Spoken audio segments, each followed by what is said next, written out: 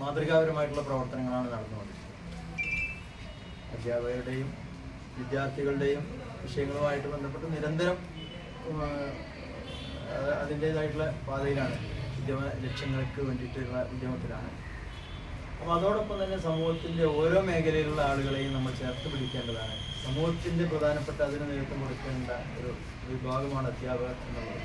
അതിൽ തന്നെ മാതൃകാപരമായിട്ടുള്ള പ്രവർത്തനം നടത്തേണ്ടവരാണ് KPST എന്നുള്ളത് ടീച്ചറിൻ്റെ അടിസ്ഥാനത്തിൽ.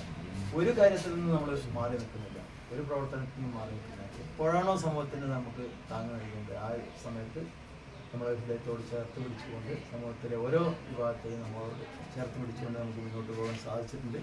അതിൽ KPSTയുടെ ഓരോ അംഗങ്ങൾക്ക് അഭിമാനപൂർവ്വം സമൂഹത്തെ അഭിമുഖീകരിക്കാം.